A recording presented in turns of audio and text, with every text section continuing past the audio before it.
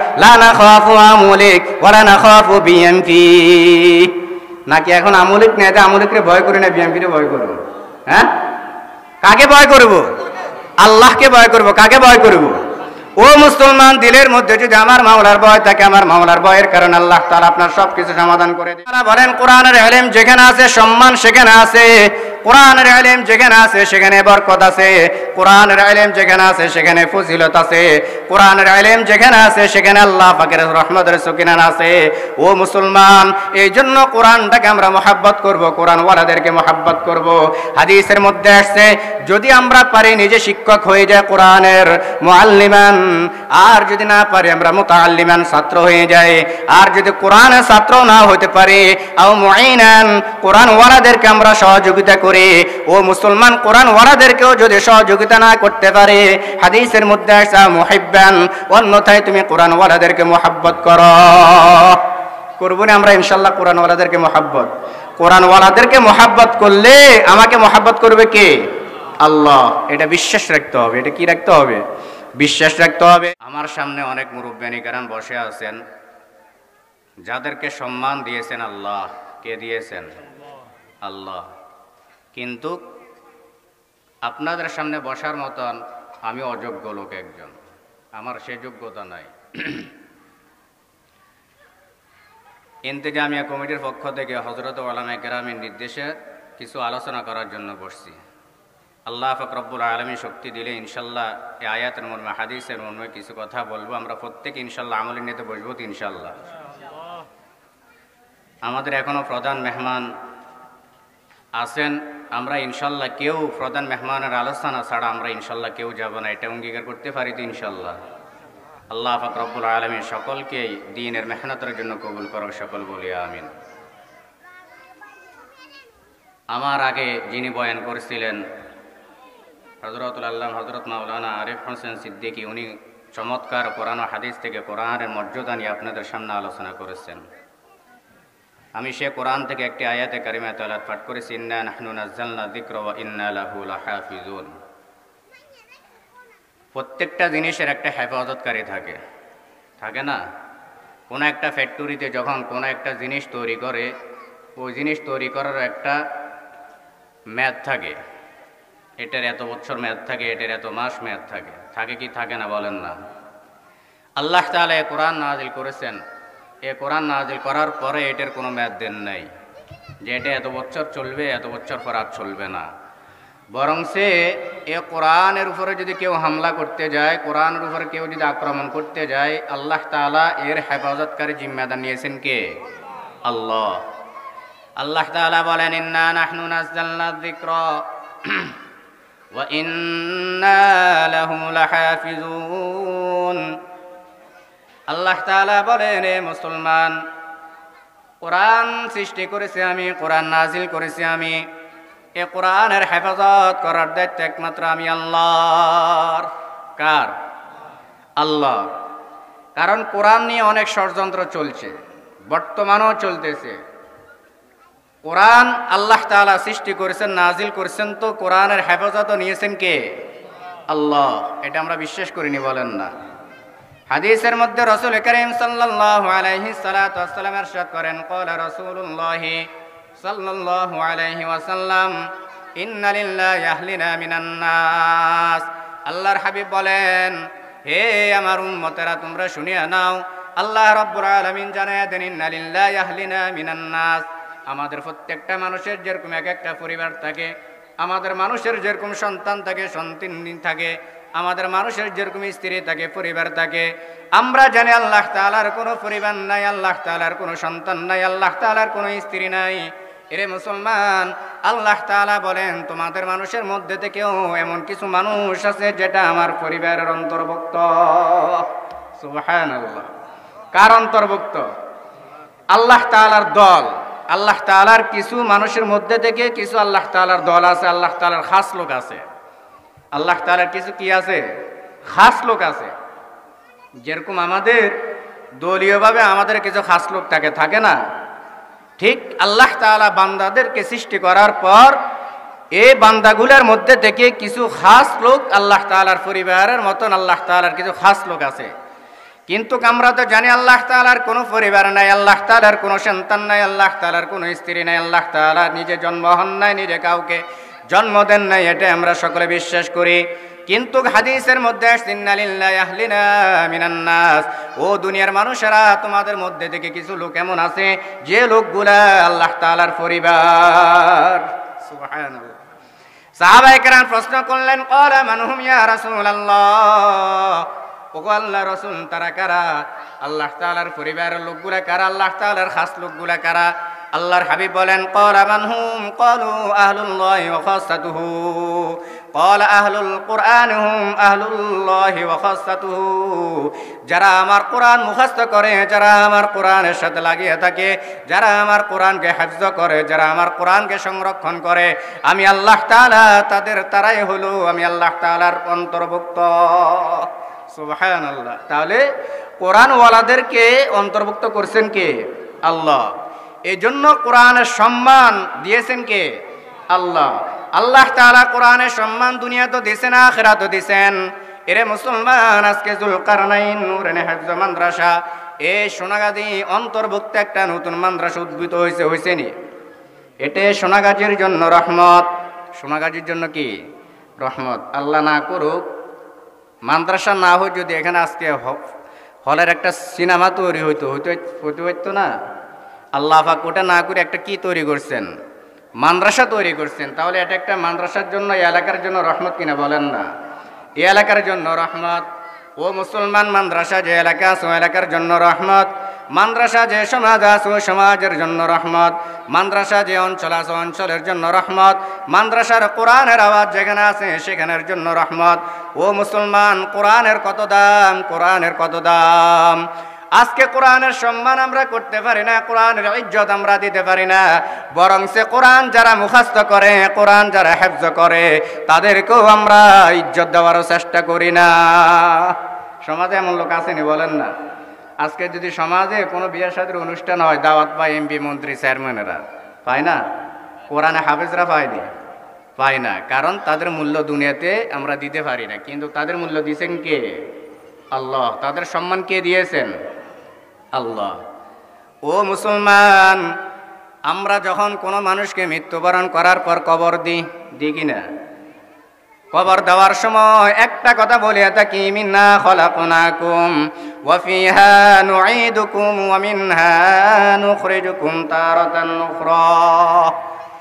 এই দোয়াটা আমরা সকলে পাঠ করি, এই দোয়াটা আমরা সকলে পড়ি কবর দেওয়ার সময়, মাটি দেওয়ার সময় দোয়াটা আমরা পাঠ করি, মিন্না খলাকনাকুম। কিন্তু মুসলমান, এই দোয়ার মধ্যে আল্লাহ রাব্বুল আলামিন কোরআনে কারীমের মধ্যে আমাকে আপনাকে স্বীকৃতি প্রদান করেছেন।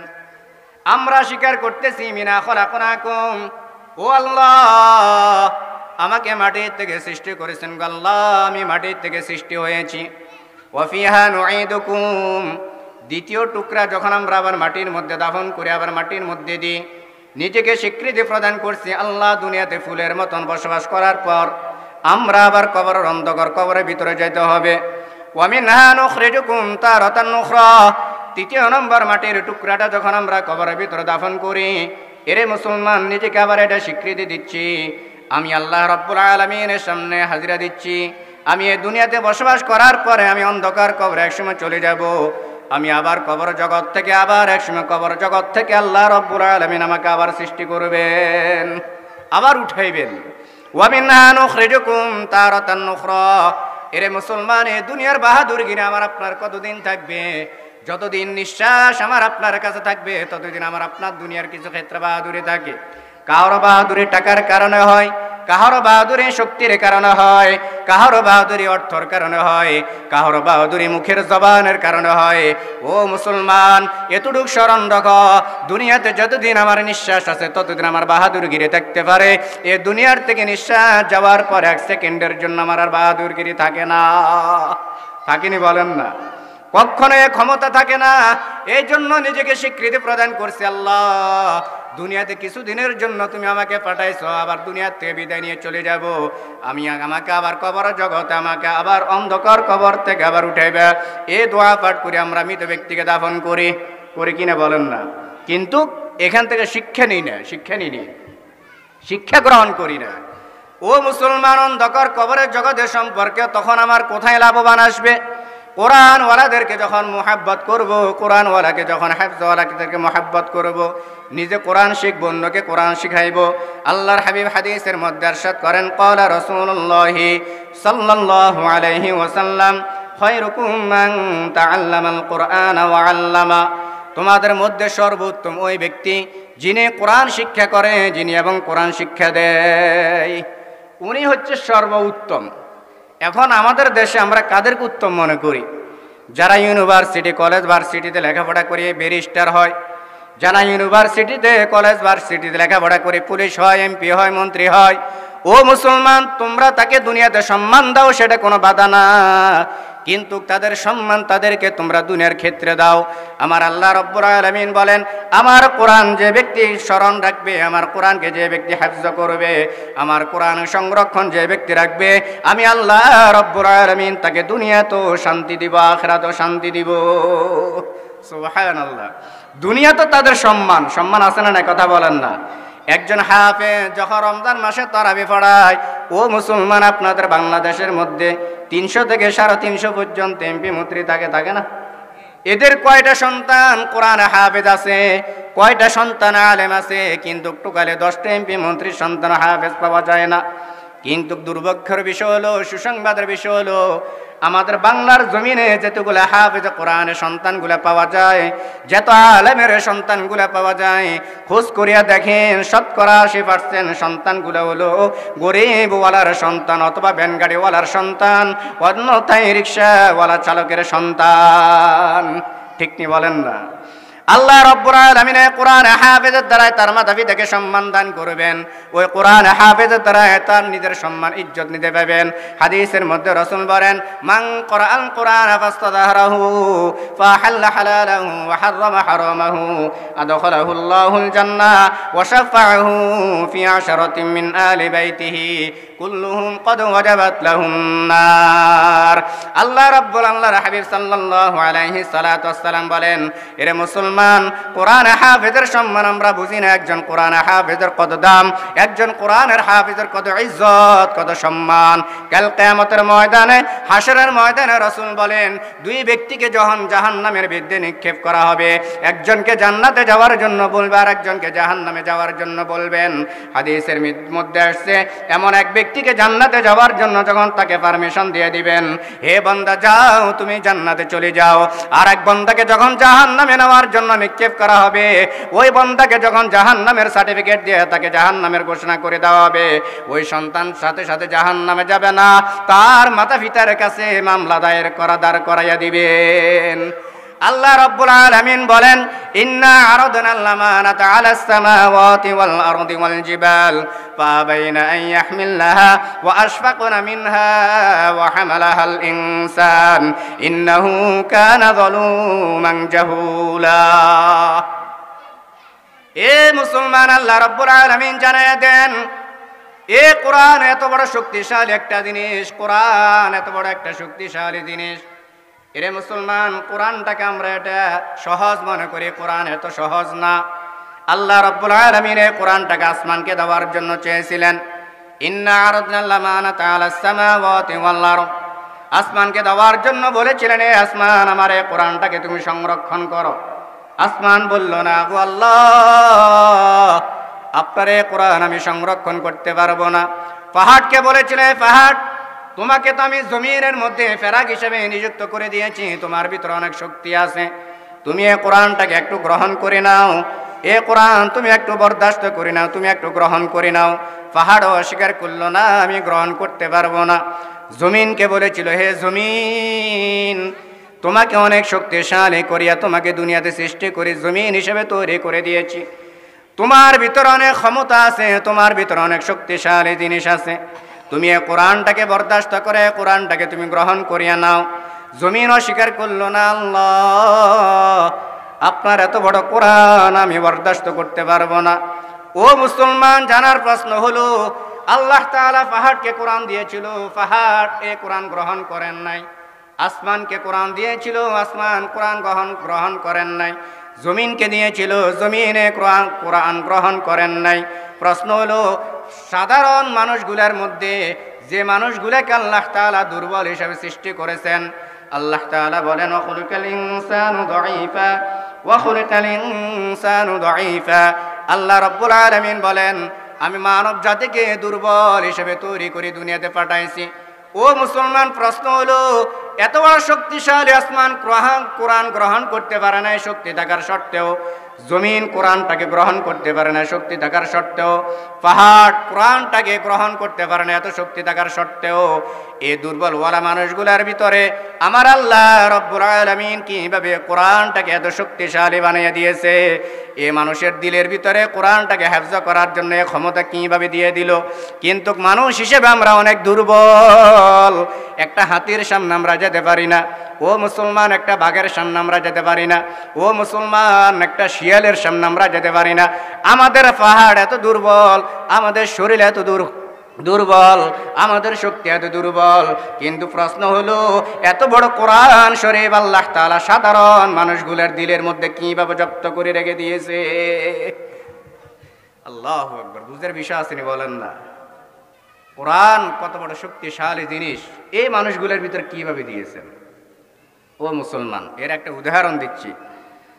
আমাদের ঘরের ভিতরে যদি সন্তান 2-3টা থাকে, বাবা যদি অথবা চাকরি করিয়া আসে, যদি বাড়ির দরজার সামনে আসে, দেখবেন ছোট্ট বাচ্চা বাবাকে যখন দেখে, বাবাকে দেখার পর ছোট্ট বাচ্চা কত খুশি হয়ে যায়, আব্বু আসছে আব্বু আসছে বলে কি বলে না? বলেন না? কত খুশি হয়ে যায়। ঈদের সময় যদি বাবা শপিং ব্যাগ নিয়ে যদি বাড়ির দিকে ঢুকে, চট্টগ্রাম থেকে আসছে অন্যথা ঢাকার থেকে আসছে, সন্তান ঈদের মৌসুমে বাবাকে দেখলে কত খুশি হয়ে যায়, আব্বু আমার জন্য মনে হয় যে কি নিয়ে আসছেন। বাবা আসছে কথা বলিয়া সন্তান ঘরে দরজার দিকে দৌড় মারে, রাস্তার দিকে দৌড় মারে বাবাকে দেখিয়া, আর সন্তান ব্যাগটাকে দেখিয়া কত খুশি হয়ে যায়, কত খুশি হয়ে যায়। বাবাকে বলে বাবা এই ব্যাগটা তুমি আমার মাথার উপরে দাও। বাবা তো জানে আমার এই সন্তান এই ব্যাগটা বহন করতে পারবে না, পারবেনি বলেন না? 3 বছর বাচ্চা যদি বাবাকে ধরে, বাবা যদি ওই ব্যাগের ফোল্ডাটা যদি সন্তানের মাথার উপরে দেয়, কিন্তু বাবা জানে আমার এই সন্তান এই মাথার উপরে এই জিনিসটা বহন করতে পারবে না, পারবে না। তারপরও সন্তান বারবার বলে বাবা আমার মাথার উপরে দাও, আব্বু এটা আমি নেবো, আব্বু এটা আমি নেবো। সন্তানকে বুঝানোর পর সন্তান বুঝে না, কান্নাকাটি করে, মাটির মধ্যে গড়িয়াতে শুরু করে। বাবার সন্তানের মাথার উপরে যদি এটা না দেয়, সন্তান মানানোর সাথে সাথে কান্নাকাটি করে, মাটির ভিতরে গড়িয়া গড়িয়ে শুরু করে না? আল্লাহ তাআলা কোরআনে কারীম ঠিক তেমনি ভাবে পাহাড়কে দেওয়ার পর পাহাড় নিতে পারে নাই।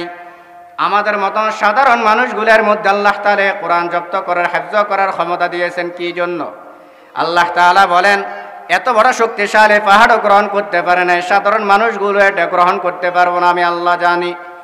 ওই সন্তানের বাবাও জানে আমার এই সন্তান কোরআন এই ব্যাগটা যদি তার মাথার উপরে দিয়ে সে গ্রহণ করতে পারবে না। ও মুসলমান, বাবা নিরূপ হইয়া সন্তানের মাথার উপরে ব্যাগটা দিয়ে বলে দেও বাবা তোমার মাথার উপরে দিয়েছি তুমি হাঁটো। কিন্তু বলেন তো মুসলমান ইমানদার, আসলে কি বাবা সন্তানের মাথার উপরে ব্যাগটাকে ছাড়ি দিছেনি বলেন না? দেয় নাই। সন্তানের বুঝানোর জন্য বাবা নিজ হাতে এটা ধরে রাখছে আর সন্তানের মাথার উপরে ধরে রাখছে, কিন্তু বাবা নিজ হাতে এটা ছাড়ি দেন নাই। ছাড়ি দিলে জানে আমার এই সন্তান এটা বরদাস্ত করতে পারবে না, অথবা আমার মালসামানা সব নষ্ট হয়ে যাবে, অন্যতে সন্তান নষ্ট হয়ে যাবে।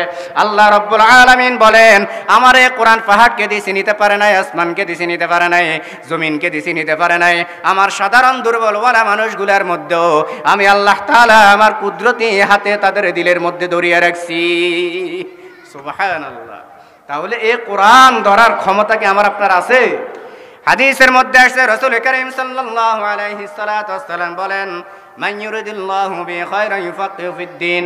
ও মুসলমান, দিন বুঝার জন্য আল্লাহ রাব্বুল আলামিন সকলকে কবুল করেন না। আল্লাহ তাআলা যাকে পছন্দ করেন তাকে একমাত্র দ্বীনের জন্য কবুল করেন, তাকে দ্বীনের জন্য কি করেন? কবুল করেন। টাকাওয়ালার সম্মান দুনিয়াতে ক্ষণস্থায়ীর জন্য থাকে, চিরস্থায়ীর জন্য থাকেনি বলেন না? টাকাওয়ালা মানুষের টাকা যদি থাকে দুনিয়াতে লাভবান আসে, তবে এই টাকার সম্মান তার চিরকাল থাকে না। বরং টাকা যার যত বেশি থাকে তার দুশ্মন তত বেশি বাড়ে কি না? তার দুশ্মন তত বেশি বাড়ে। টাকা যার যত বেশি হয় তার দুশ্মনও তত বেশি হয়, ইলম যার যত বেশি হয় তার বন্ধু তত বেশি হয়, হয় না? আজকে আপনাদের এখানে যে আমাদের শায়খুল হাদিস আসছেন, এশিয়া মহাদেশের শায়খুল হাদিস আল্লামা শাহ নুরুল ইসলাম আদিফ সাহেব, উনি আসছেন, ওনার সম্মান আর আমার মতো সাধারণ মানুষের সম্মান কি এক? কথা বলেন না। ওনার দুলের পরিমাণের ওজনও তো আমি হব না। তাহলে ওনাকে আল্লাহ পাক এত সম্মান কি টাকার কারণে দিছে নাকি কোরআনের ইলমের কারণে দিছেন? কথা বলেন না, একটু কথা বলেন। কোরআনের ইলমের কারণে। এই জন্য আল্লাহ তাআলা বলেন, কোরআনের ইলম যেখানে আছে সম্মান সেখানে আছে, কোরআনের ইলম যেখানে আছে সেখানে বরকত আছে, কোরআনের ইলম যেখানে আছে সেখানে ফজিলত আছে, কোরআনের ইলম যেখানে আছে সেখানে আল্লাহ পাকের রহমতের সকিনা আছে। ও মুসলমান, এই জন্য কোরআনটাকে আমরা মহাব্বত করব, কোরআন ওয়ালাদেরকে মহাব্বত করব। হাদিসের মধ্যে আসছে, যদি আমরা পারি নিজে শিক্ষক হয়ে যায় কোরআনের মুআল্লিমান, আর যদি না পারি আমরা মুতাআল্লিমান ছাত্র হয়ে যাই, আর যদি কোরআনের ছাত্র না হতে পারি আও মুঈনান কোরআন ওয়ালাদেরকে আমরা সহযোগিতা করি। ও মুসলমান, কোরআন ওয়ালাদেরকেও যদি সহযোগিতা না করতে পারে, হাদিসের মধ্যে আসছে মুহিব্বান, অন্যথায় তুমি কোরআন ওয়ালাদেরকে মহাব্বত করো। করবো না আমরা ইনশাআল্লাহ কোরআন ওয়ালাদেরকে মহাব্বত? কোরআন ওয়ালাদেরকে মহাব্বত করলে আমাকে মহাব্বত করবে কে? আল্লাহ। এটা বিশ্বাস রাখতে হবে। এটা কি রাখতে হবে? বিশ্বাস রাখতে হবে। ও মুসলমান, বলছিলাম এক ব্যক্তিকে জান্নাতে যাওয়ার জন্য ঘোষণা করে দিয়েছেন, আর এক ব্যক্তিকে জাহান্নামে যাওয়ার জন্য ঘোষণা করলেন। জান্নাতের গেটের সামনে যখন যে ব্যক্তি গেল, ওই ব্যক্তিকে যখন পারমিশন দিয়ে দিছে, বান্দা যা, তোকে জান্নাতের সার্টিফিকেট দান করলাম, তুমি জান্নাতে চলে যাও। বান্দা বলবে, না না আল্লাহ না, আমি জান্নাতে যাব না। আপনার হাবিব ঘোষণা করে দিছে, মান করাল কোরআন ফাস্তাদহারাহু ফাহাল্লা হালালাহু ওয়া হারামা হারামাহু আদখালাহু আল্লাহুল জান্নাহ ওয়া শাফাআহু ফি আশরাতিন মিন আলি বাইতিহি কুল্লুহুম ক্বাদ ওয়াজাবাত লাহুন নার। ওগো আল্লাহ, আপনি আমাকে জান্নাতের ঘোষণা করেছেন, তবে আমি জান্নাতে একা যাব না। আল্লাহর হাবিব ঘোষণা করেছে, আপনার হাবিব ঘোষণা করেছিল, আমার সাথে আপনি দুনিয়াতে ঘোষণা করে দিয়েছিল, আমাকে 10 জন ব্যক্তি ছাড়া আমি জান্নাতে যাব না।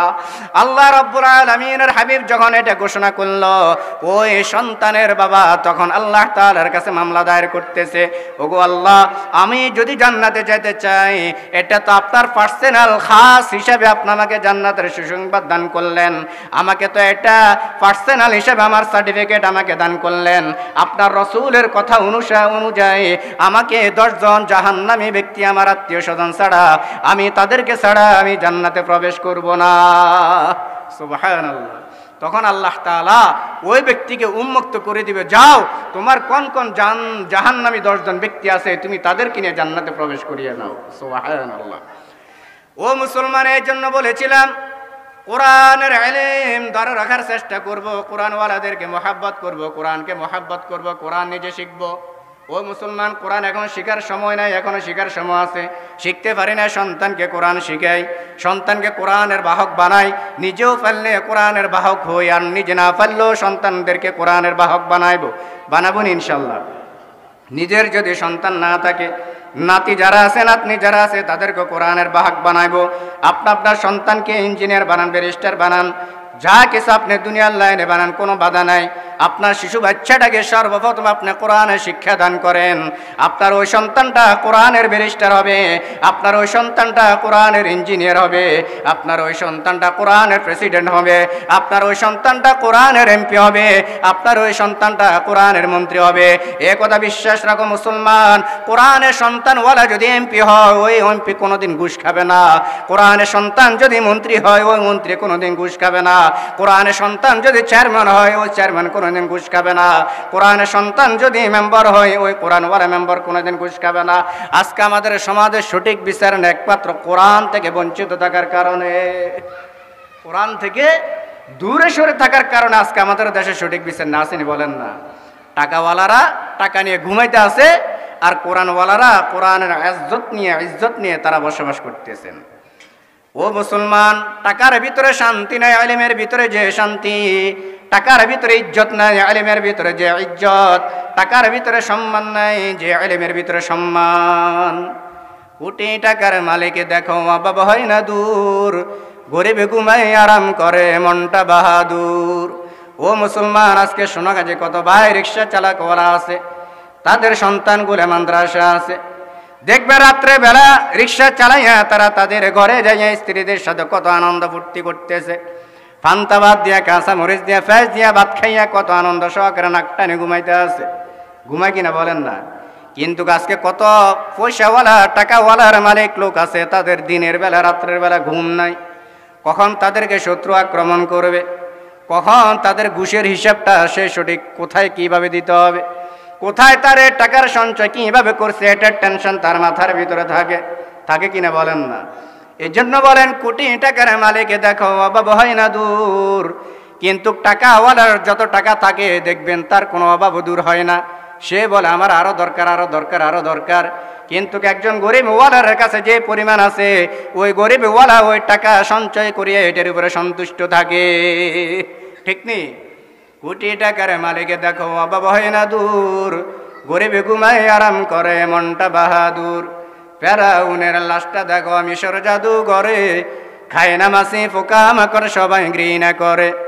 উঁচু জমিন থেকে পানি নিচু জমিনে যায়, তেমনি খোদার রহমত আসে নম্রতার হৃদয়।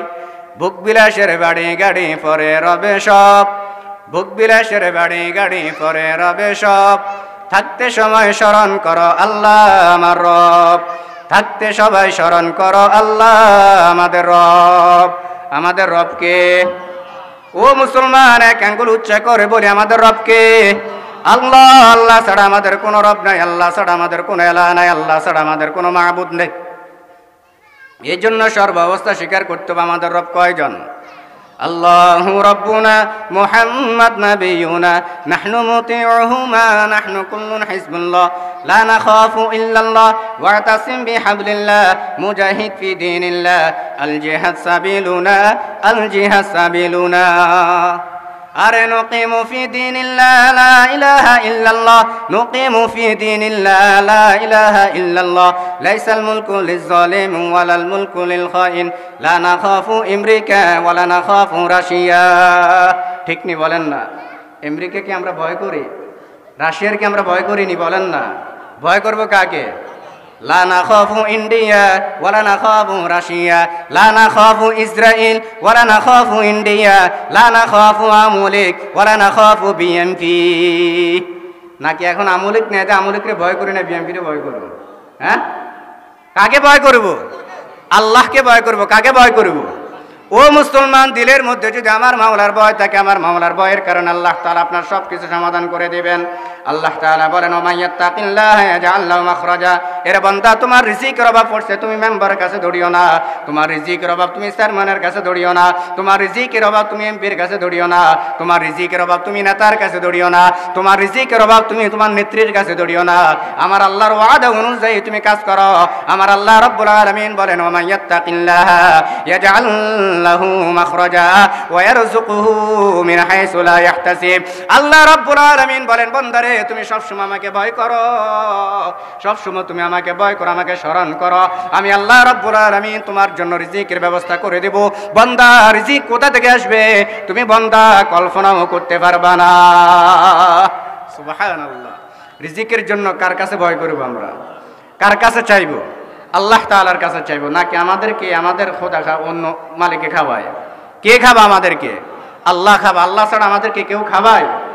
কোরআন সব কিছু আমাদেরকে সমাধান করে রাখছেন কোরআনের ভিতরে, কিন্তু আমরা মানি না। ও মুসলমান, যখন আমাদের বিপদে পড়ে আমরা চেয়ারম্যানের কাছে দৌড় দিই, আমাদের যখন কোনো বিপদে পড়ে আমরা মেম্বার সাহেবের কাছে দৌড় মারি।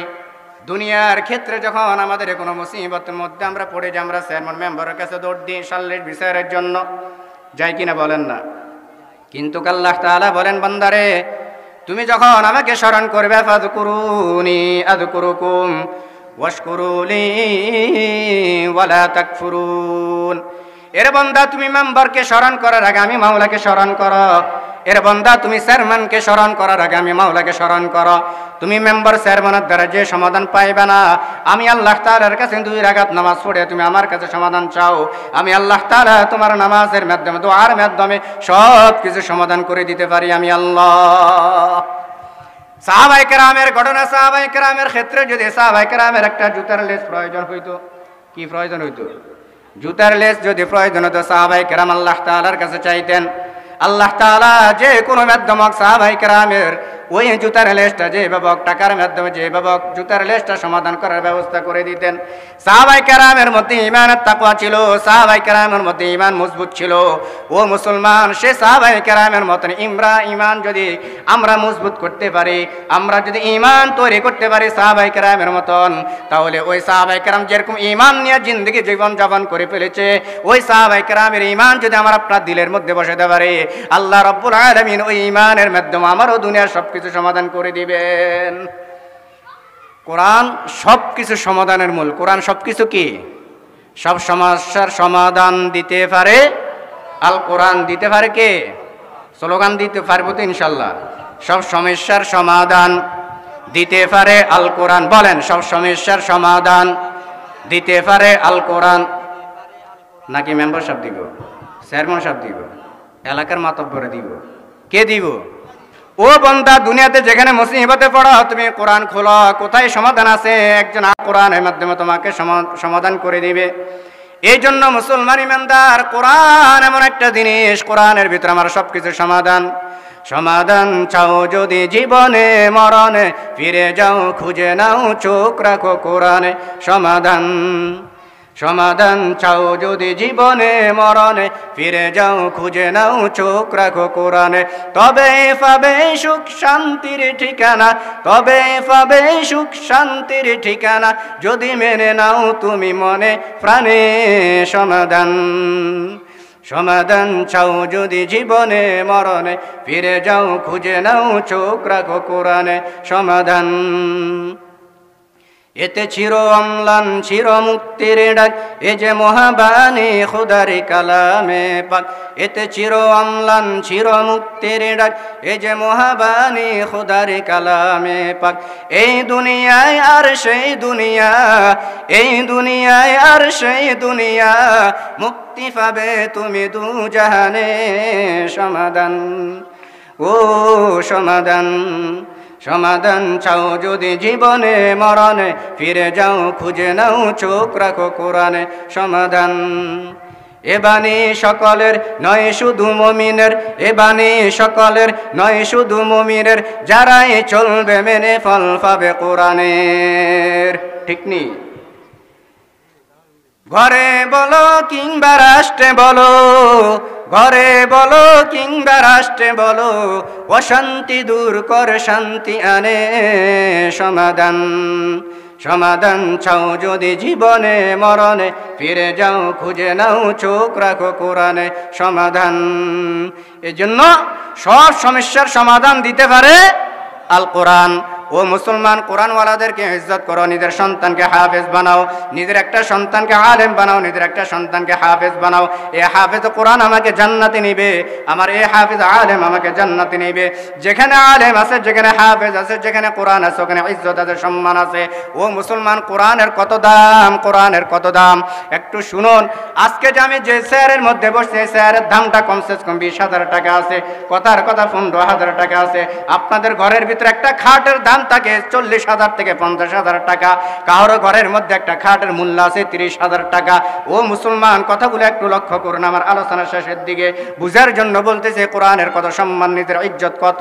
ও মুসলমান, একটা খাটের এত ইজ্জত নাই।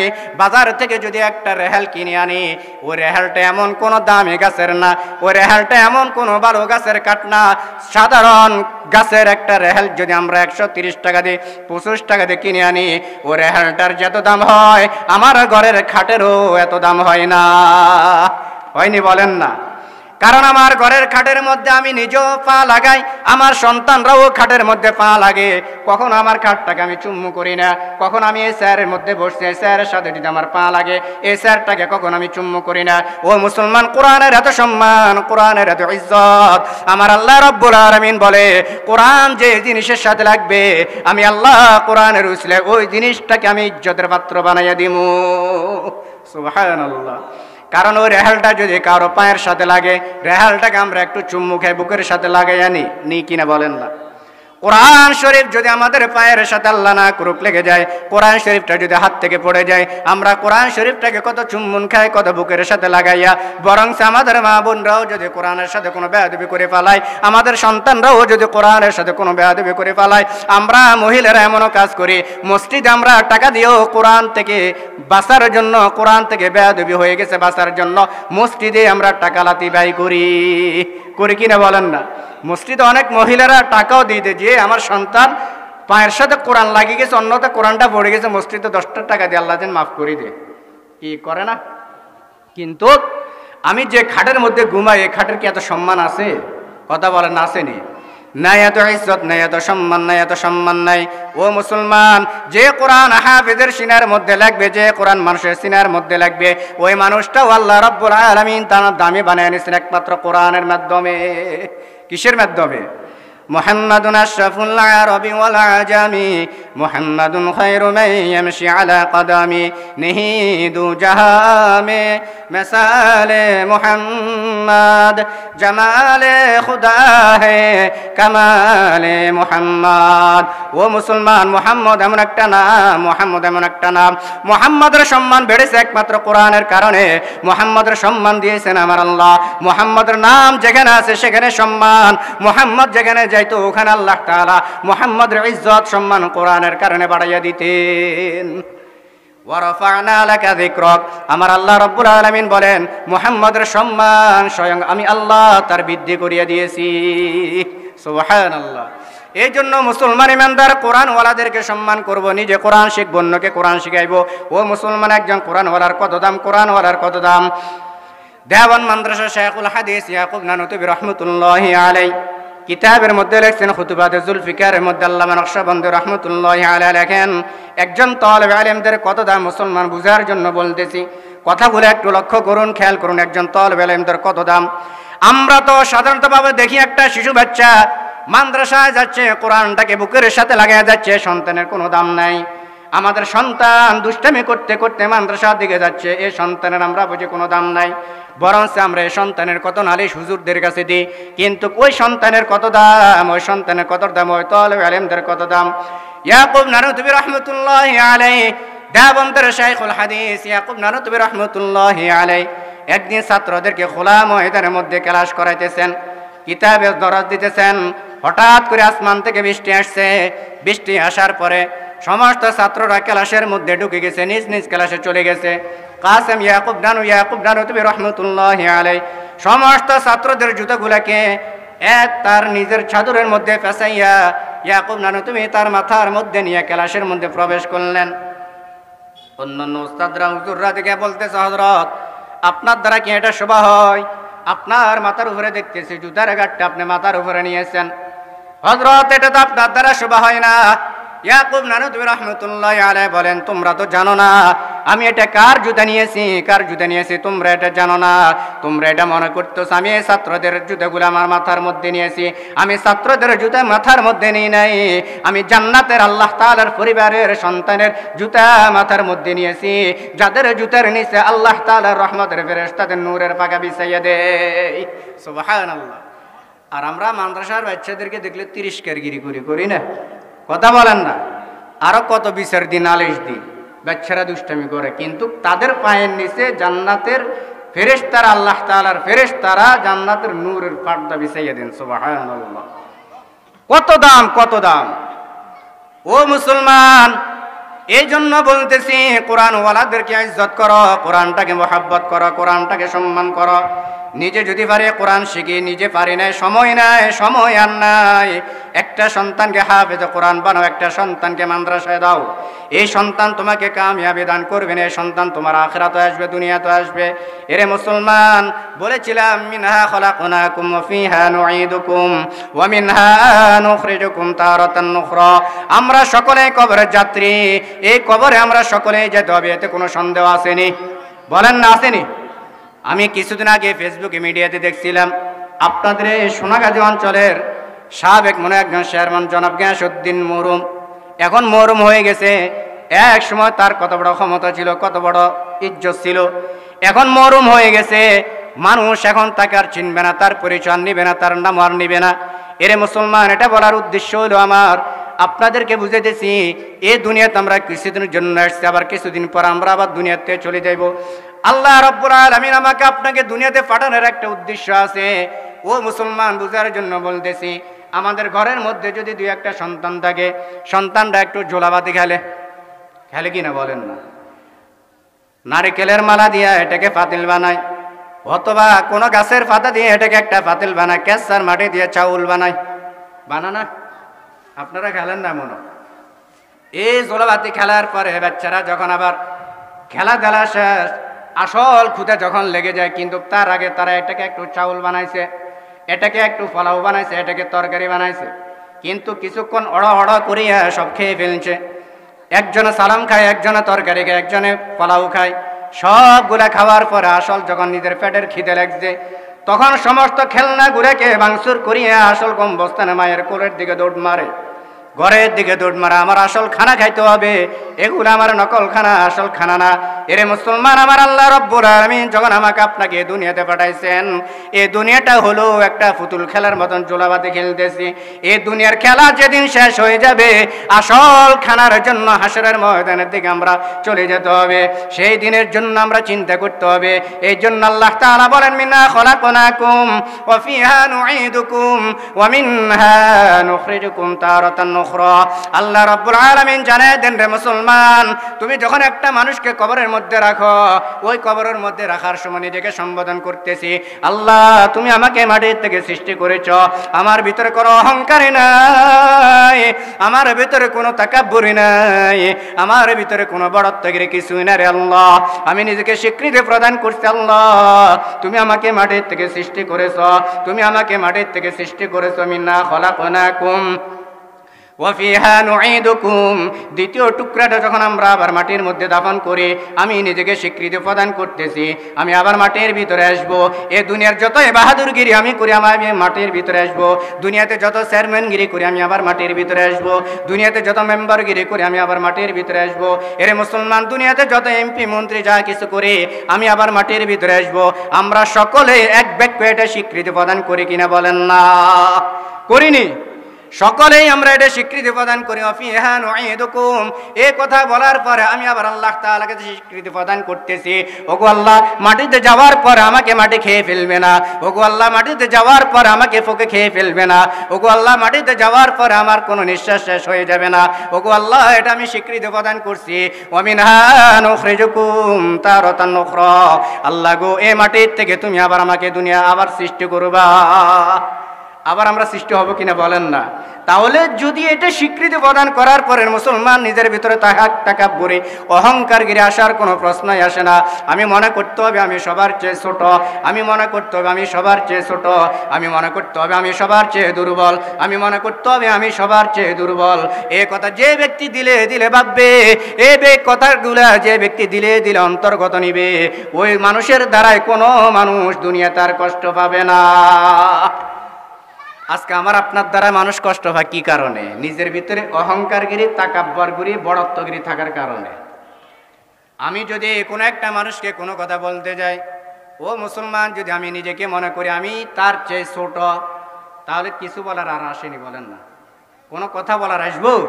কিছুই আসবে না। এই জন্য আল্লাহ তাআলা বলেন, ওয়ালা তামশি ফিল আরদি মারহা। এ মুসলমান, তোমরা জমিনের মধ্যে বুক ফুলাইয়া চলিও না। খবরদার, খবরদার, আমি আল্লাহর চেয়ে তুমি কোনো বড় না।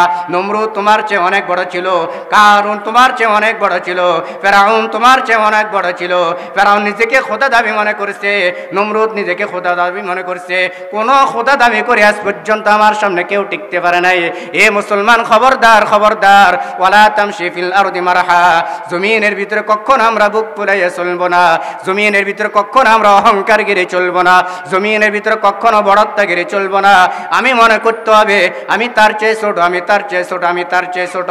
যে ব্যক্তি দিলের মধ্যে সবসময় কথাগুলো ভাবনা নিয়ে আসবে, ওই ব্যক্তির দ্বারা তার সংসারে শান্তি আসবে, ওই ব্যক্তির দ্বারা তার সামাজিক শান্তি আসবে, ওই ব্যক্তির দ্বারা তার রাষ্ট্রীয়ভাবে শান্তি আসবে, ওই ব্যক্তির দ্বারা তার পারিবারিকভাবে শান্তি আসবে, ওই ব্যক্তির দ্বারা তার সর্বক্ষেত্রে সর্বচলার ক্ষেত্রে শান্তি আসবে। কারণ আজকে তো আমরা মনে করি আমার চেয়ে বড় আর কে আছে, আমার চেয়ে বড় আর কে আছে। আমি মনে করি এর চেয়ে ছোট মনে দুনিয়াতে আর কেউ নেই। এই জন্য নিজেকে সব সময় কি মনে করতে হবে? ছোট মনে করতে হবে। তখন আল্লাহ তাআলা আমার ইজ্জত, আমার সম্মান সব কিছু আল্লাহ তাআলা মানুষের চোখের সামনে আমাকে উঠাইয়া দিবেন। এই জন্য রাসূল হাদিসের মধ্যে বলতেন, ক্বালা রাসূলুল্লাহ সাল্লাল্লাহু আলাইহি ওয়াসাল্লাম, আল্লাহুম্মা জাআলনি ফি আইনি সগীরা ওয়া ফি আইনিন নাসি কাবীরা। আল্লাহর হাবিব আল্লাহ তাআলার কাছে দোয়া করতেন, আল্লাহ আপনি আমাকে মানুষের চোখের সামনে বড় বানাইয়েন, আমার চোখের সামনে আমাকে ছোট বানাইয়েন। এখন আমরা তো আমাকে বড় মনে করি। এই জন্য রাসূল হাদিসের মধ্যে দোয়া শিক্ষা দিয়েছেন, আমার চোখে আমাকে কি মনে করতে হবে? ছোট। আর দোয়া করতে হবে, আল্লাহ তুমি আমাকে মানুষের চোখের সামনে আমাকে বড় বানাইয়েন, আমার চোখের সামনে আমাকে ছোট বানাইয়েন। এখন কি আমরা এভাবে করি না? এই জন্য মুসলমান ইমানদার কোরআন যত ইজ্জত লাভ করবে, কোরআন ওয়ালাদেরকে যত ইজ্জত দিব আল্লাহ তাআলা ইজ্জত দিব আমাকে। কোরআন ওয়ালাদেরকে যত সম্মান করব সম্মান দিব আল্লাহ তাআলা আমাকে। এই জন্য মুসলমান ইমানদার কবর জগৎটাকে ভয় করে, কবর জগৎটাকে ভয় করে, হাসরের ময়দানটাকে ভয় করি। হাসরের ময়দান এমন একটা কায়েম হবে যে ময়দান আল্লাহ তাআলা কাউকে ছাড়বেন না, যে ময়দান আল্লাহ তাআলা কাউর থেকে হিসাব নিকাশ নেবেন না, এমন কোন ব্যক্তি আল্লাহ তাআলার কাছে দাঁড়াবেন না। এমপি বলেন, মন্ত্রী বলেন, চেয়ারম্যান বলেন, মেম্বার বলেন, প্রেসিডেন্ট বলেন, এলাকার মান্যগণ্য লোক বলেন, মুফতি সাহেব বলেন, আলেম বলেন, হাফেজ সাহেব বলেন, সমস্ত মানুষগুলো আল্লাহর আদালতে হাজিরা দিতে হবে কি হবে না? হবে কি হবে না? বলেন না, হবে। তাহলে যদি আল্লাহ তাআলার কাছে যদি আমরা হাজিরা দিতে হয়, আমার আল্লাহ তাআলার কাছে আমি সন্তুষ্ট কিভাবে করতে হবে সেটা আমি খেয়াল করতে হবে। ও মুসলমান, জাহান্নামীরা যখন কয় কারণে জাহান্নামে যাবে, ক্বালু লাম নাকু মিনাল মুসাল্লিন আনিল মুজরিমিনা মা সারাকাকুম ফি সাকার। সূরাতুল মুদ্দাসসিরের মধ্যে 41 নম্বর আয়াত থেকে আল্লাহ রাব্বুল আলামিন ইরশাদ করে বলেন, আনিল মুজরিমিনা মা সারাকাকুম ফি সাকার। জাহান্নামীরা যখন জাহান্নামে যাবে, আরেকজন ব্যক্তি যখন সে জাহান্নামের ভিতরে নিক্ষেপ হতেছে, জাহান্নামীরা পরস্পর আলোচনা করতে থাকবে, আনিল মুজরিমিন মা সালাকাকুম ফি সাকার, তোমাদেরকে কোন জিনিসে জাহান্নামের মধ্যে নিক্ষেপ করেছেন? তারা বলবে, আমরা স্যার জিনিসের কারণে আমরা জাহান্নামের মধ্যে নিক্ষেপ হয়েছি। কয় কারণে? কথা বলেন, কয় কারণে? স্যার কারণে। আনিল মুজরিমিন মা সালাকাকুম ফি সাকার ক্বালু লাম নাকু মিনাল মুসাল্লিন, আমরা নামাজ পড়তাম না, যার কারণে আমরা নামাজ না পড়ার কারণে আমরা জাহান্নামী। জাহান্নামীরা নিজে নিজে স্বীকৃতি দান করবেন, ক্বালু লাম নাকু মিনাল মুসাল্লিন, আমরা নামাজ পড়তাম না, নামাজ না পড়ার কারণে আমরা আজকে জাহান্নামী। ওয়া লাম নাকু নুতঈমুল মিসকিন, দ্বিতীয় নম্বর জাহান্নামীরা বলতে থাকবে, আমরা গরিব মিসকিনদেরকে খানা দিতাম না, এ কারণে আমরা জাহান্নামী। ও মুসলমান, আজকে আল্লাহ রাব্বুল আলামিন তোমাকে টাকার সম্পদ বানাইছে, অর্থর সম্পদ বানাইছে। আমি কত সুস্বাদু করে খানা খাই, কত গোস্ত দিয়ে আমি খানা খাই। সোনাগাজী বাজার থেকে গরুর গোস্ত নিয়ে, কত মুরগির গোস্ত নিয়ে, কত বড় বড় মাছ ক্রয় করে আমি খানা খাই। আমার পার্শ্ববর্তী কত গরিব মিসকিন অসহায়ের মতন খানা খায়, তাদের অনেক কষ্ট হয়ে গেছে, হয়ে যেতেছে, আমরা তাদের এদিকে লক্ষ্য করি না। আমার আল্লাহ রাব্বুল আলামিন বলেন, জাহান্নামীরা যখন এর কারণে জাহান্নামের মধ্যে যাবে, ক্বালু লাম নাকু মিনাল মুসাল্লিন, এক কারণ হলো তারা জাহান্নামে যাবে, তারা নামাজ পড়তো না, নামাজগুলো আদায় করতো না। কিছু কিছু মানুষ আছে, মানুষদেরকে দেখানোর জন্য নামাজ পড়ে, ওই নামাজগুলো তাদেরকে আরো ওয়াইল নামক জাহান্নামের মধ্যে নিক্ষেপ করে। ওয়াইলুল লিল মুসাল্লিন, খবরদার নামাজ এমন ভাবে আমরা পড়বো যে নামাজের কারণে আমার আল্লাহ আমার উপরে সন্তুষ্ট হয়। এমন নামাজ আমরা পড়ার চেষ্টা করব না যে নামাজের কারণে আমার আল্লাহ আমার উপরে অসন্তুষ্ট হয়। তাহলে মুসলমান বলেছিলাম জাহান্নামীরা চার কারণে জাহান্নামী। কয় কারণে? চার কারণে। এক নম্বর হলো ক্বালু লাম নাকু মিনাল মুসাল্লিন, তারা নামাজ আদায় করতো না, নামাজ পড়তো না, যার কারণে তারা জাহান্নামী। ওয়া লাম নাকু নুতঈমুল মিসকিন, গরীব মিসকিনদেরকে খানা দিতেন না, যার কারণে আমরা জাহান্নামী। জাহান্নামীরা নিজের মুখ থেকে কথাগুলো বলতে থাকবে। ওয়া লাম নাকু নুতঈমুল মিসকিন। দুই নম্বর হলো গরীব মিসকিনদেরকে খানা না দেওয়ার কারণে আমরা আজকে জাহান্নামী। ওয়া কুন্না নাখুযু মাআল খায়িদিন। তৃতীয় নম্বর হচ্ছে মুসলমান ইমানদার, আমরা সকলগরি করতাম, মানুষের সাথে মানুষের ভেজাল সৃষ্টি লাগাইয়া দিতাম, যার কারণে আজকে আমরা জাহান্নামী। আমাদের সমাজে এরকম আসেনি বলেন না? একজনের সাথে আরেকজনের সাথে ভেজাল কীভাবে লাগাই দেয়, মিডিয়া কুদ্দুর লাগাই দেয়, তখন টিকটিকি আইয়ে, ফিম্বে আইয়ে, বিলে আইয়ে, কত কিছু আসে, এবার আরও ভেজালটা আরও গাঢ় করে দেয়, করে না? ও মুসলমান, এই ভেজাল সৃষ্টি করা, মানুষের সাথে ফাসাদ লাগান, এটা কত বড় ক্ষতি। এ কারণে আল্লাহ তাআলা জাহান্নামীর অন্তর্ভুক্ত এক কারণ হলো যারা মানুষের সাথে মানুষের ভেজাল সৃষ্টি লাগাইয়া দেয় তারা হচ্ছে জাহান্নামী। তারা কি? জাহান্নামী। এই কারণে জাহান্নামীরা বলতেছে আমরা এই কারণে জাহান্নামের মধ্যে নিক্ষেপ হতেছি। ওয়া কুন্না নাখুযু মাআল খাইদিন। চতুর্থ নম্বর হলো ওয়া কুন্না নুকাযযিবু বিয়াউমিদ্দিন। এরে মুসলমান, কাল কিয়ামতের দিন, হাসরের দিনটাকে আমরা বিশ্বাস করতে হবে। বিশ্বাস করতে হবে না বলেন না? হাসরের দিনটাকে যে ব্যক্তি বিশ্বাস করবে ওই ব্যক্তিকে আল্লাহ তাআলা জাহান্নাম থেকে বের করে দিবেন। আর যদি হাসরের দিনটাকে যদি আমরা বিশ্বাস না করি, এরে মুসলমান, ওই ব্যক্তির জন্য জাহান্নাম ছাড়ার কোনো উপায় নাই। হাদিসের মধ্যে আসছে, রাসূল করিম সাল্লাল্লাহু আলাইহি সাল্লাতু ওয়াসসালাম অন্য হাদিসের মধ্যে ইরশাদ করেন, ইস্তাহজিউ মিনাল বাউল ওয়া ইন্না আযাবাম মিনাল কবরি মিনহা। এরে মুসলমান, আল্লাহর হাবিব বলেন এমন এক ব্যক্তি আছে সেও জাহান্নামের মধ্যে নিক্ষেপ হয়, যে ব্যক্তি প্রস্রাব করে নিজেকে পবিত্রতা অর্জন করে না। পবিত্রতা অর্জন করি না আমরা বলেন না? প্রস্রাব করে অনেক যুবক আছে, প্রস্রাব করি ফ্যানটা বা সেন্টা আটকায় ফেলা, এটাতে কোনো ফানি খরচ করে না, কোনো ঢিলাওলা না, নিজে পবিত্রতা অর্জন করে না। আল্লাহর হাবিব সাল্লাল্লাহু আলাইহি সাল্লাতু ওয়াসসালাম সংক্ষেপে বলতেছি ঘটনাটা। আল্লাহর হাবিব সাল্লাল্লাহু আলাইহি সাল্লাতু ওয়াসসালাম একদিন দুটো কবর পাশ দিয়ে যাচ্ছেন। হঠাৎ করে সাহাবায়ে কেরামদেরকে বলতেছেন, আমার সাহাবায়ে কেরাম দাঁড়াও, আমি জানতেছি, দেখতেছি এই কবরের মধ্যে, এই কবরগুলোর মধ্যে আযাব হচ্ছে, কবরের মধ্যে আযাব হচ্ছে। ও মুসলমান বলতে পারেন আল্লাহর হাবিব তো গায়েব জানেন না, এখানে কিভাবে জানলেন এই কবরের মধ্যে আযাব হচ্ছে?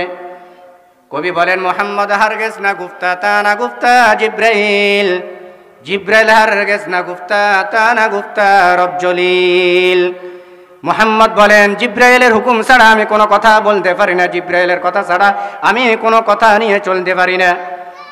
আর জিব্রাইল বলে আল্লাহ রব্বুল আলামিনের হুকুম ছাড়া আমি কোনো কথা রাসূলকে জানাতে পারি না। আল্লাহ পাক রব্বুল আলামিন যখন আমাকে জানায়, আমি তখন নবী মুহাম্মদ রাসূলুল্লাহ সাল্লাল্লাহু আলাইহি সাল্লাতুকে জানাই।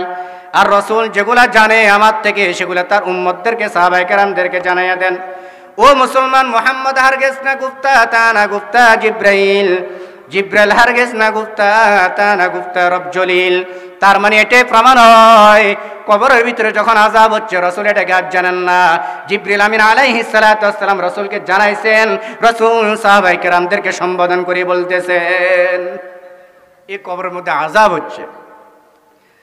সাহাবায়ে কেরাম রাসূলকে প্রশ্ন করলো, ইয়া রাসূলুল্লাহ, এই কবরগুলোর মধ্যে কিভাবে আযাব হচ্ছে, কি কারণে আযাব হচ্ছে আমাদেরকে একটু বলেন। আল্লাহর হাবিব সাহাবায়ে কেরামদেরকে বলেন, এই কবরের মধ্যে আযাব হচ্ছে তারা প্রস্রাব করে নিজেকে পবিত্রতা অর্জন করতো না, এই জন্য কবরের ভিতরে আযাব হচ্ছে। আর একটা কবরের ভিতরে আযাব হচ্ছে তারা দুনিয়াতে সখলগিরি করত, একে অপরের সাথে ভেজাল সৃষ্টি লাগাইয়া দিত, একের অপর কথা অন্যর জায়গায় ভেজাল সৃষ্টির মতন এমন কথা ভাষা ব্যবহার করে দিত, যার কারণে ওই সখলগিরি করার কারণে আর নিজে প্রস্রাব করে নিজের শরীরটা পবিত্রতা করতো না। এই দুই কারণে আল্লাহ রাব্বুল আলামিন এই দুইটা কবরের মধ্যে জাহান্নামের ব্যবস্থা করে দিয়েছে। নাউজুবিল্লাহ। রাসূল সাহাবায়ে কেরামদেরকে বলছেন, আমার সাহাবায়ে কেরাম, এই কবরগুলোর থেকে আযাব থেকে বঞ্চিত হওয়ার জন্য গাছ থেকে একটা ডাল লাগাইয়া এক দুটা কবরের পাশে মাঝখানে লাগাইয়া দিলেন। সাহাবায়ে কেরাম বলতেছেন, ইয়া রাসূলুল্লাহ, এই কবরের মধ্যে আপনি কবরের পাশে কি জন্য আপনি ডালটা লাগাইয়া দিলেন? আল্লাহর হাবিব বলে, সাহাবায়ে কেরাম শুনো, দুনিয়ার পৃথিবীর বুকের মধ্যে যতগুলো মাখলুক আছে সমস্ত মাখলুকগুলো আমার মাওলার জিকির করে, করে কিনা বলেন না? আমার মাওলার জিকির করে। এই তাজা গাছটা আমি যখন এখানে লাগা দিয়েছি, এই তাজা গাছগুলা যখন জিকির করবে, এই জিকিরের উসিলায় আমার আল্লাহ রাব্বুল আলামিন কবরের মধ্যে আযাব বন্ধ করিয়ে দিবেন। সুবহানাল্লাহ। এই জন্য মুসলমান ইমানদার জিকির করছেন সাহাবায়ে কেরাম, জিকির করছেন নবীরা, জিকির করছেন আউলিয়ারা। জিকির যারা করে তারা মজা পায়, জিকিরের মজাই আলাদা। ও মুসলমান, কোটি টাকা দিলেও এত মজা লাগবে না, যারা জিকির করে তাদের জিকিরের মজাই হলো আলাদা। জিকির করছেন ইব্রাহিম নবী, নমরুদের আগুনে ফেলি,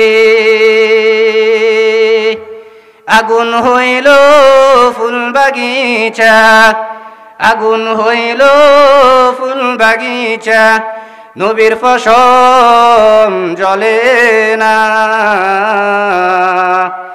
হামেশা জিকির করো মুমিন, গাফেল থাইকো না। হামেশা জিকির করো মুমিন, গাফেল থেকো না। জিকির করছেন নবী বলি, খুদার সাথে গেলেন মিলি, দিয়াছিলেন পর্দা খুলি, দিয়াছিলেন পর্দা খুলি মাবুদ রব্বানা। হামেশা জিকির করো মুমিন গাফিল থাইকো না, হামেশা জিকির করো মুমিন গাফিল থাইকো না। জিকির করছেন মুসা নবী, তুর পাহাড়ে গেলেন জ্বলে, খোদার নূরে পাহাড় জ্বলে, খোদার নূরে পাহাড় জ্বলে, নবী মুসা জ্বলে না। হামেশা জিকির করো মুমিন গাফিল থেকো না, হামেশা জিকির করো মুমিন গাফিল থেকো না। লা ইলাহা ইল্লাল্লাহ, লা ইলাহা ইল্লাল্লাহ, লা ইলাহা ইল্লাল্লাহ, লা ইলাহা ইল্লাল্লাহ। আমরা একটু জিকির করি ভাই। লা ইলাহা ইল্লাল্লাহ, লা ইলাহা ইল্লাল্লাহ, লা ইলাহা ইল্লাল্লাহ, লা ইলাহা ইল্লাল্লাহ, লা ইলাহা ইল্লাল্লাহ, লা ইলাহা ইল্লাল্লাহ, লা ইলাহা ইল্লাল্লাহু মুহাম্মাদুর রাসূলুল্লাহ। ও মুসলমান, জিকিরের কেমন বরকত, কোরআনের কেমন বরকত, কোরআনের কেমন বরকত। তাফসীরে কবিরের মধ্যে উল্লেখ করছেন ইমাম রাজি রহমতুল্লাহি আলাইহি লিখছেন, প্রসিদ্ধ কিতাব তাফসীরে কবির, এই তাফসীরে কবিরের মতন কোনো কিতাব আর নাই। এ মুসলমান, হযরত পয়গম্বর মুসা নবী আলাইহিস সালাতু ওয়াস সালাম একদিন রাস্তা দিয়ে যাচ্ছেন, হঠাৎ করে কবরের মধ্যে মুসা নবী আলাইহিস সালাতু ওয়াস সালাম তার কানের মধ্যে গুনগুন জানি আওয়াজ শোনা যাইতেছে, জাহান্নামের আযাবের কথা শুনতেছেন। মুসা নবী আলাইহিস সালাতু ওয়াস সালাম এখান থেকে যখন সকালবেলা রাস্তা দিয়ে ভ্রমণ করলেন, বিকালবেলা যখন আবার রাস্তা দিয়ে যখন এই রাস্তা দিয়ে আবার পুনরায় ফিরে আসতেছেন, আবার আসার সময় দেখতেছে কবরের মধ্যে আর আযাব হচ্ছে না। সকালবেলা দেখতেছে কবরের মধ্যে আযাব, বিকালবেলা যাওয়ার সময় দেখতেছে কবরের মধ্যে আযাব হচ্ছে না। আল্লাহর নবী পয়গম্বর মুসা আলাইহিস সালাতু ওয়াস সালাম খুব গরম মানুষ, রাগান্বিত মানুষ, আল্লাহ তাআলার কাছে ফরিয়াদ করলেন, আল্লাহ, এটা তো আপনার কোন হিকমত বুঝতে পারলাম না, আপনার কোন কারিশমা বুঝতে পারলাম না। সকালবেলায় কবরের পাশ দিয়ে যাওয়ার সময় দেখতেছি কবরের ভিতরে আযাব, এখন বিকালবেলা যাওয়ার সময় দেখতেছি কবরের ভিতরে আযাব বন্ধ হয়ে গেছে। ওগো আল্লাহ, এটা কোন কারণে আপনারে বান্দারে কবরের আযাবগুলো আপনি বন্ধ করে দিয়েছেন? আল্লাহ রাব্বুল আলামিন পয়গম্বর মুসা আলাইহিস সালাতু ওয়াস সালামকে জবাব দেয়, হে পয়গম্বর মুসা, তুমি কি জানো না, তুমি কি জানো আমি এই কবরের মধ্যে সকালবেলা আযাব ছিল, এখন বিকেলবেলা কেন আযাব বন্ধ হয়ে গিয়েছিল? তাফসীরে কবিরের মধ্যে ইমাম রাজি রহমতুল্লাহি আলাইহি ঘটনাটি উল্লেখ করেছেন। আল্লাহ রাব্বুল আলামিন পয়গম্বর মুসা আলাইহিস সালাতু ওয়াস সালামকে জবাব দেয়, হে পয়গম্বর মুসা, এই ব্যক্তি যখন দুনিয়ার থেকে আসার আগে, দুনিয়ার থেকে যখন কবরে আসছে, দুনিয়ার কবরে আসার আগে তার সন্তান একটা গর্ভবতী মহিলা ছিল, তার স্ত্রী গর্ভবতী ছিল, তার একটা সন্তান তার স্ত্রী পেটের মধ্যে ছিল। ওই সন্তান আজকে 2 বছর 3 বছর হওয়ার পরে 5 বছর যখন পূর্ণ হয়ে গেল, ওই সন্তানটাকে যখন মাদ্রাসার মধ্যে তার মা দিয়ে আসছে, তার গার্ডিয়ান যখন সন্তানটাকে মাদ্রাসার মধ্যে দিয়ে আসছে, ওই সন্তানকে যখন হুজুরে যখন বিসমিল্লাহির রহমানির রহিম পাঠ করা শুরু করাইলেন, তেলাওয়াত করা শুরু করলেন, হুজুরে পড়ে বিসমিল্লাহির রহমানির রহিম, সন্তানের পড়ে বিসমিল্লাহির রহমানির রহিম। সন্তান যখন এই বিসমিল্লাহ পাঠ করা শুরু করলো, আমার আল্লাহ রব্বুল আলামিন এই সন্তানের বিসমিল্লাহ পাঠ করিয়া শোনানো হইয়া এত খুশি হয়েছে, এত খুশি হয়েছে, আমার আল্লাহ রব্বুল আলামিন সন্তানের বিসমিল্লাহর উপরে এত খুশি হইয়া ফেরেশতাদেরকে ঘোষণা করে দিছো, আমার ফেরেশতারা শুনিয়ে নাও, আমার যে বান্দার সন্তানটা দুনিয়াতে রেখে আসছে, ওই সন্তানটা না বুঝে আমি একে বিসমিল্লাহ বলে স্বীকার করছে, আমি নাকি আল্লাহ, আমি নাকি রহমান, আমি নাকি রহিম। আমাকে এই গুণগান বলার কারণে আমি আল্লাহ রব্বুল আলামিন তার সন্তানের উসিলায় তার পিতার কবর আযাব বন্ধ করে দিয়েছি। সুবহানাল্লাহ। এই জন্য মুসলমান ইমানদার সর্ব জায়গাতে সর্বাবস্থায় কোরআনের চর্চা যেখানে থাকবে ওখানে জাহান্নামের আযাব বন্ধ থাকবে। আল্লাহ পাক রব্বুল আলামিন আমাকে আপনাকে সকলকেই কোরআন ও হাদিসের সহিহ জ্ঞান অর্জন করার তৌফিক দান করার সকল বলি আমিন। ওয়া আখিরু দাওয়ানা আলহামদুলিল্লাহি রাব্বিল আলামিন। আসসালামু আলাইকুম ওয়া রাহমাতুল্লাহি ওয়া বারাকাতুহু। আলহামদুলিল্লাহ, অত্যন্ত সুন্দর জ্ঞানগর্ভ আলোচনা পেশ করেছেন।